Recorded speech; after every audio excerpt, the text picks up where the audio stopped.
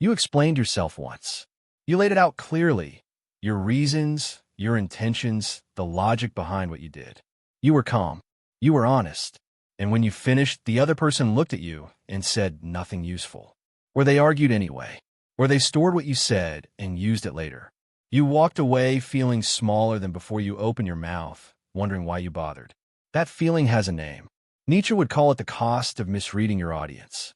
Most people treat explanation as a neutral act, something you offer when questioned, something that clears the air. But explanation is not neutral. It is a transfer. When you explain yourself, you are handing another person the keys to your internal world. You are saying, here's how I think, here is what I value, here is where I am uncertain.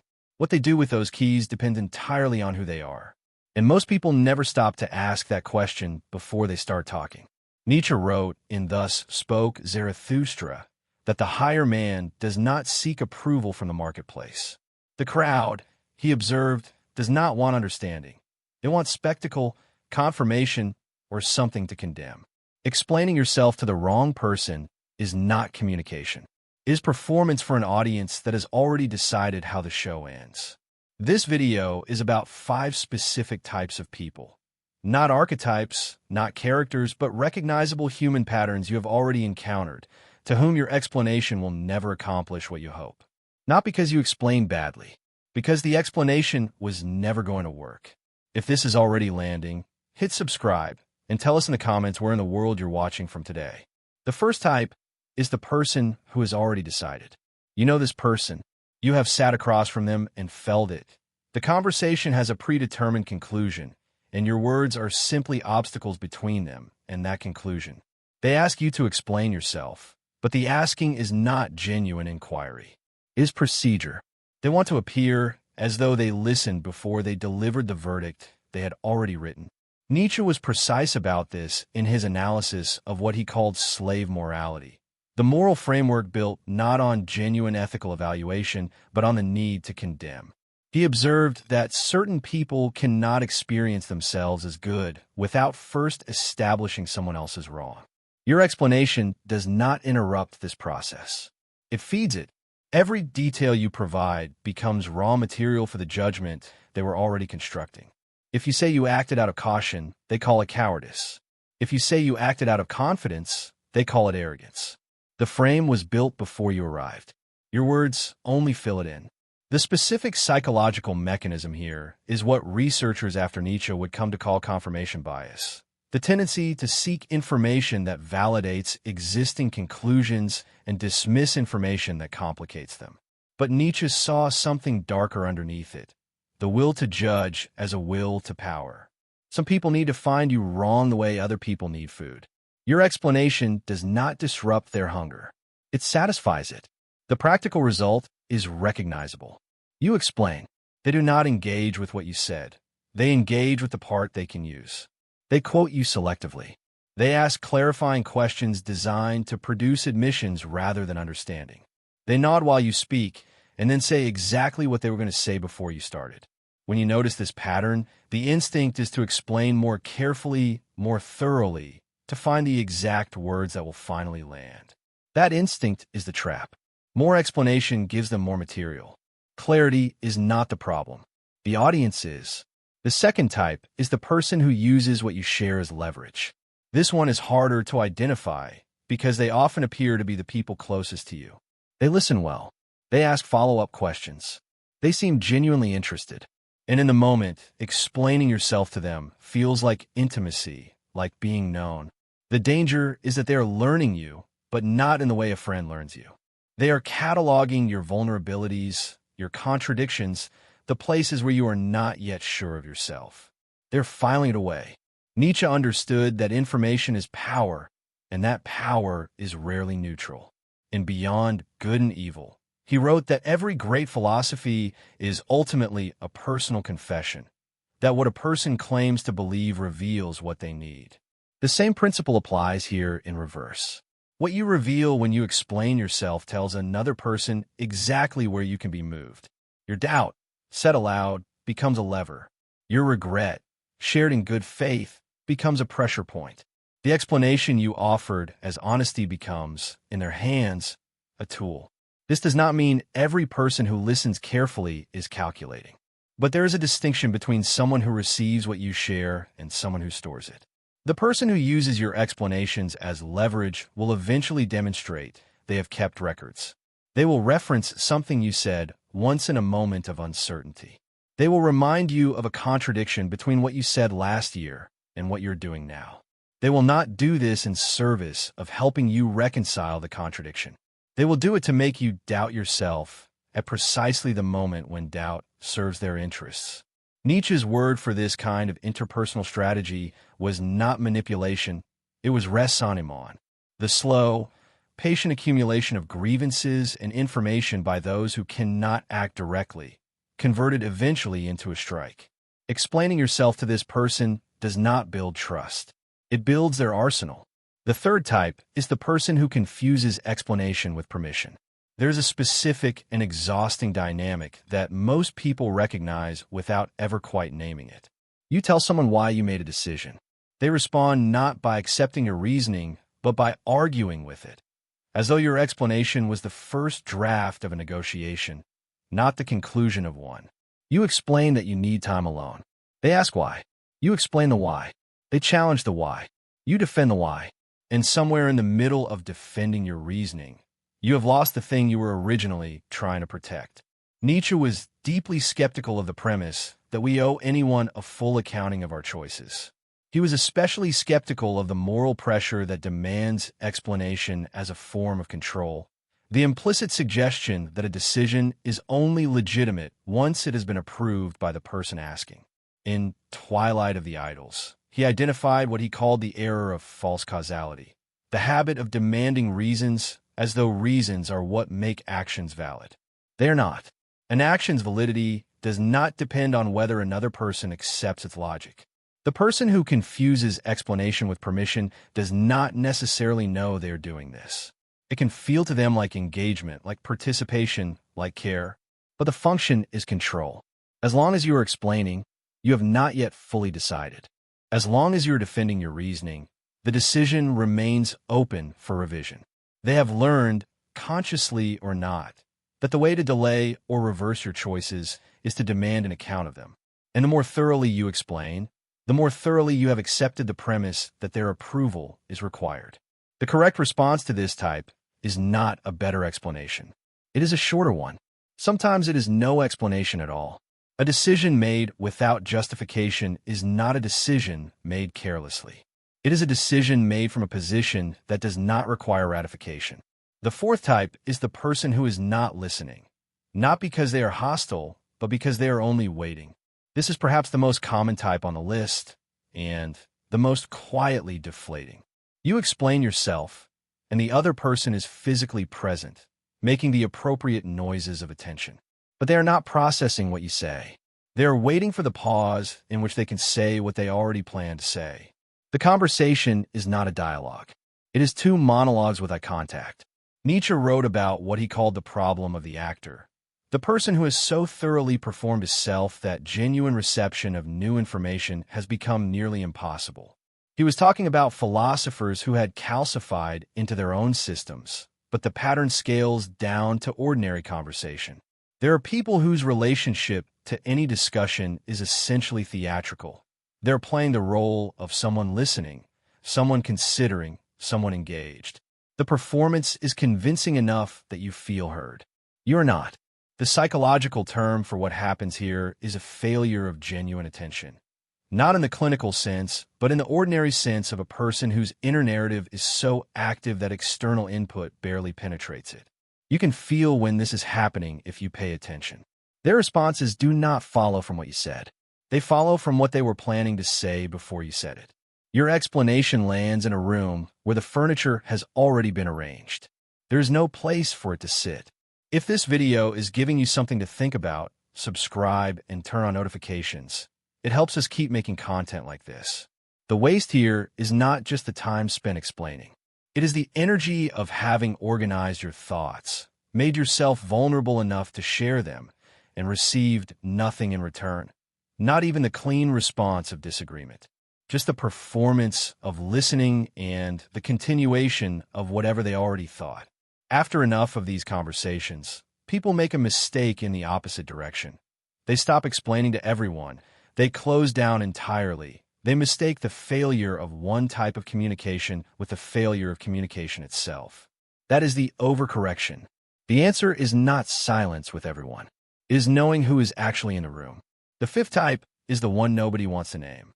The person who never needed your explanation because they never had a genuine problem with your decision in the first place. What they had was discomfort, your choice, your direction, your refusal to remain where they were comfortable with you. These things unsettled something in them that has nothing to do with the merit of your choice. They asked you to explain yourself not because your reasoning was unclear, but because your confidence disturbed them. Nietzsche called this phenomenon specifically. He identified it as one of the central functions of raisonnement. Not the desire to understand the person who has moved ahead, but the desire to pull them back into a position where the questioner's stagnation feels less like a personal failure. When you explain yourself to this person, you are not clarifying a misunderstanding. You are responding to a kind of emotional gravity, the pull toward the place where you were smaller, less certain, more in need of their validation. The explanation this person wants is not the one that justifies your decision. It is the one that makes your decision reversible. They want to hear the doubt underneath the choice. They want to know there is still room for them to talk you out of it. When you explain thoroughly, you sometimes give them that opening without meaning to. Your qualifications sound like uncertainty. Your honesty about the difficulty of the decision sounds like reluctance. They will work with what you give them. This is the most difficult type to refuse because they often love you, or something resembling love. The desire to be understood by the people close to you is not weakness. It is human. But there is a specific kind of person who will use that desire to keep you accountable to a version of yourself you have already outgrown. Explaining yourself to them is not connection. It is regression dressed up as intimacy. So what do you do with this? The answer Nietzsche offers is not the one most people want. It is not a communication technique. It is not a way to explain yourself more effectively to the right people. It is a change in the underlying premise, a shift in what you believe explanation is for. Most people explain themselves because they believe that being understood is a right. That if you are clear enough, honest enough, patient enough, the other person will eventually see you accurately. This belief is not stupid. It is human. But Nietzsche would call it a form of what he named the ascetic ideal, the unconscious sacrifice of your own authority at the altar of another person's judgment. The need to be understood, when it becomes compulsive, is not a sign of openness. It is a sign that you have outsourced your sense of legitimacy. The shift is this. Explanation is not self-defense. It is not proof of innocence. It is not a key that unlocks acceptance. It is, at best, a gift, something you offer freely to people who are genuinely capable of receiving it, in moments where the exchange serves something real. The moment you treat it as an obligation, as something you owe to anyone who questions you, you have placed your interior life on a table where anyone can sit down and pick through it. Nietzsche's concept of the will to power is often misread as aggression, the desire to dominate others. What he actually described, particularly in the unpublished notes collected as the will to power, is something more internal. The drive to become more fully what you are, to impose your own form on your own existence rather than letting it be shaped by external pressures. The person who constantly explains themselves is, in this framework, someone whose form keeps getting interrupted. They cannot fully become themselves because they're always in the middle of justifying themselves. The turn is not silence as armor. It is not coldness as strategy. Those are their own forms of defensiveness. They still orient around the questioner, still spend energy on the person you are refusing to engage. The turn is something quieter. It is the decision that your choices carry their own authority and do not require a cosigner. This lands differently depending on the relationship. With strangers and acquaintances, it is almost easy. You owe a stranger nothing beyond basic courtesy, and basic courtesy does not include an inventory of your reasoning. With colleagues and professional contacts, the calculation is practical. Explain what is necessary for the work, nothing more. But with people close to you, people whose good opinion matters, the refusal to over-explain feels like risk. It feels like the relationship might not survive your silence. That feeling is worth examining directly. A relationship that requires you to continuously justify your existence within it is not a relationship built on acceptance. It is a relationship built on audition. You are perpetually trying out for a role the other person keeps leaving unfilled. Nietzsche was unsentimental about this. He did not believe that closeness entitled someone to unlimited access to your reasoning. He believed that genuine respect between people required a recognition of each other's sovereignty, the acknowledgement that another person's choices are theirs to make, not yours to approve. The relationships that survive your refusal to over-explain are the ones that were real. The ones that do not survive were contingent on your willingness to remain in a position of justification. Losing them feels like loss. It is closer to clarification. There is one more thing to say, and it is the part that is easiest to misuse. Knowing which people do not deserve your explanation does not make you exempt from self-examination. The 5 types described here are external. People whose architecture makes your explanation useless or harmful. But there is a 6th presence in every conversation about self-justification, and that is the question of whether you have been honest with yourself first. Nietzsche was brutal on this point. He identified self-deception as the more common and more dangerous failure, the lie you tell inward rather than outward. The person who stops explaining themselves to others, but has also stopped explaining themselves to themselves, has not found clarity. They have found a comfortable darkness. Withholding your reasoning from others is only healthy if you have first submitted it to your own honest scrutiny. You owe no one else a full account. You owe yourself one. That accounting, the private, rigorous examination of why you did what you did, whether it was consistent with what you actually value, whether you're becoming the person you intend to be, that is not optional. That is the interior work that makes the refusal to explain yourself something other than arrogance. Arrogance does not examine itself. Strength does. The hardest part of what Nietzsche asks is not the refusal to justify yourself to people who won't hear it. That part, once you see it clearly, becomes almost easy. The hard part is tolerating the discomfort of being misunderstood, of letting someone hold an inaccurate version of you without rushing to correct it, of allowing the story they tell about you to stand incomplete and unfair while you live your actual life rather than its defense. Most people cannot do this, not because they lack intelligence, but because they have confused being understood with being safe. As long as someone might understand you if you explain yourself just one more time, there is still the possibility of a world where everyone sees you accurately and approves of what they see. It is a form of hope.